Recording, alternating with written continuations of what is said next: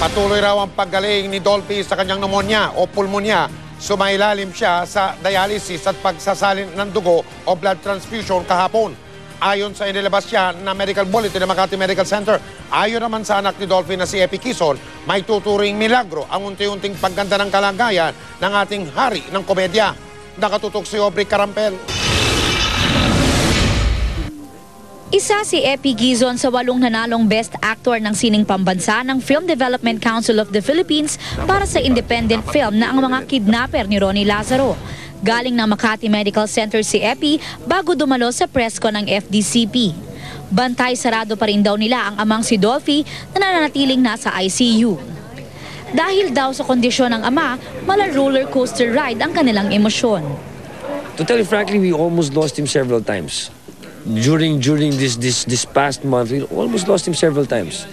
But every time, you know, when we gather for the prayer, every time we pray, diba? And suddenly he just really bounces back. Milagro nga raw na maituturing ang unti-unting pagganda ng kondisyon ng Comedy King. Lumiliit yung pneumonia, so that's good. That's good. Kasi the past few, hindi na kinaya ng antibiotics yung pneumonia. Until they use this old antibiotic. I don't know. I'm not in any position to really explain what happened. All I know is that they used another antibiotics, and it worked. Wow. So I don't know. He's really a fighter, no? May pagkakataon pa nga raw na sinusubukan ng ama na magsalita at sinasabing gusto na nitong umuwi. Makikita mo kasi yung bukas ng bibig niya uwi. Malinaw basahin yung uwi. Bilib din daw si Epi sa long-time partner ng ama na si Jaja Padilla na lagi raw nasa tabi ni Dolphy. Sa ngayon, wala pang plano ang pamilya para sa 84th birthday ng Comedy King sa July 25. Pero tuloy raw ang Pidol Cup na pinamamahalaan din ni Epi. Para raw ito sa foundation ng kanyang ama at ang naiisip raw niyang beneficiaries ay ang mga taga-Tondo kung saan lumaki ang hari ng komedya. Hindi ko na dapat itutuloy, ayoko nang ituloy. Until I consulted sila Eric, sila Jaja. And they said if it was Dad you would ask, even if he can answer you right now, he'll say the show must go on. I remember the first time I had the Pidol Cup and he was there and he said, it is an honor for him to have an event like this because he knows that even when he's not with us anymore, he knows that it will something will happen every year. An event will happen every year that will still help in a way help his foundation and help people. Aubrey Carampel, Nakatutok, 24 Oras. I am ready. Serbisyong totoo ng GMA News. Magiging maaliwalas o maulan kaya ang panahon bukas? Alamin natin mula sa ating resident meteorologist, ekspertong totoo, si Ginoong Nathaniel Cruz. Mang Tani. Mike, nawala na nga yung shallow low pressure area na nakapaloob sa Intertropical Convergence Zone.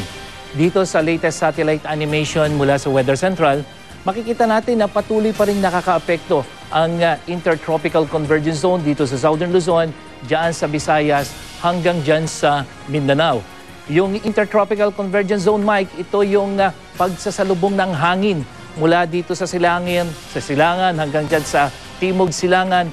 At yan ang dahilan kung bakit nagkakaroon ng kaulapan dito sa malaking bahagi ng ating bansa. Ibig sabihin ba, Mang Tani, magiging maulan din dyan pa rin? Dyan sa mga lugar na nasasakop ng ITCC na tinuturo nyo sa mapa ninyo, Mang Tani? Oh yes, Mike, asahan natin na magiging maulan bukas. Hindi lamang dito sa Northern at Central Luzon, lalong-lalo na dyan sa kanlurang bahagi. Kaya dito sa Luwag, dyan sa Baguio, Dagupan hanggang dyan sa Cabanatuan at Clark, asahan natin yung mga pagulan. Gayun din dito sa may Metro Manila, hanggang dyan sa Calapan, Mindoro, dito sa Legazpi, Albay, at iba pang bahagi ng Southern Luzon.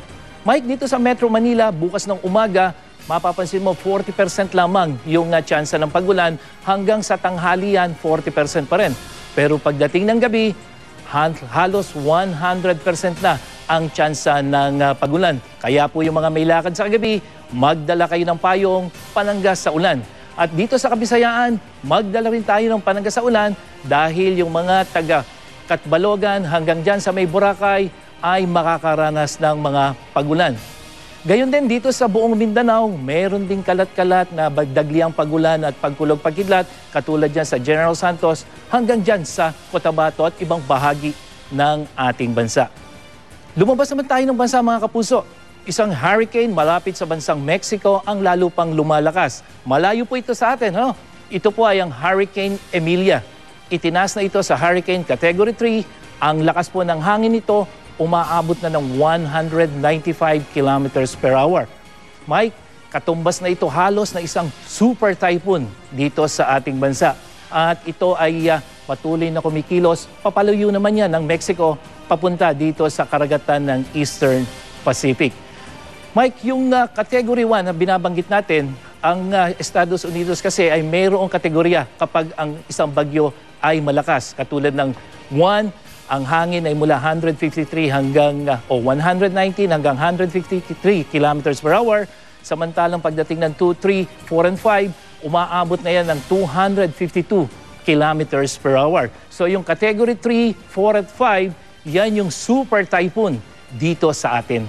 Mang Tani, nabanggit nyo yung katagang hurricane at typhoon. Ano ba ang pagkakaiba ng tinatawag na hurricane at typhoon? Mang Tani? Mike, karamihan sa iba, pag nadig yung hurricane, akala nila mas malakas yan kaysa sa bagyo dito sa atin. Ang hindi nila alam, ang hurricane, typhoon at cyclone ay magkakapareho lang yan. Ang hurricane ay tinatawag dun sa mga bagyo na nabubuo dito sa may malapit sa Atlantic Ocean, katulad yan sa Estados Unidos at dito sa may Caribbean. Samantalang pag dumako ka naman dito sa may Western North Pacific, ang tawag naman dyan ay typhoon. So dito sa Pilipinas, dito sa may China, hanggang doon sa Japan at yung tumatawid hanggang Vietnam, ang tawag dyan sa kanyan ay typhoon. Samantalang dito naman sa Australia, hanggang dito sa may India, ang tawag naman dyan sa mga bagyo ay cyclone. At Mike, ito yung isang ito yung three-dimensional view ng isang bagyo.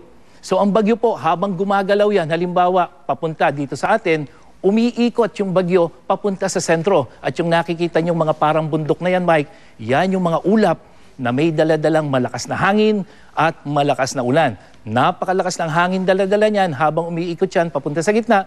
At yung nakikita nating parang manipis na ulap, yan yung parang tambutso ng bagyo na kailangan pag siya ay pumupunta sa gitna, mayroon niyang nilalabasan. At habang yan ay nasa karagatan, patuloy ang paglakas niyan. Pero pagdating niyan sa kalupaan, unti-unting humihina yan at yan yung pangkaraniwang nangyayari dito sa ating bansa.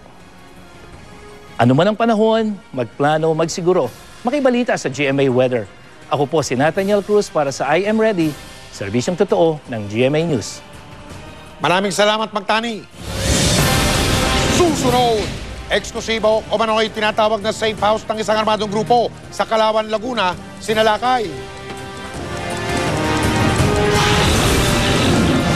Pekeng papeles na ginamit ng isang lalaki sa lungsod ng Davao para umanaman loko, ipinanguya sa kanya ni Vice Mayor Rodrigo Duterte.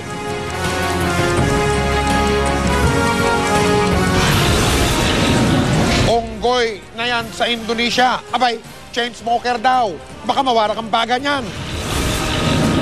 International singer na si Nicki Minaj dumating na sa Pilipinas at iba pang mga balita. Tututukan natin sa pagpapatuloy ng 24 oras.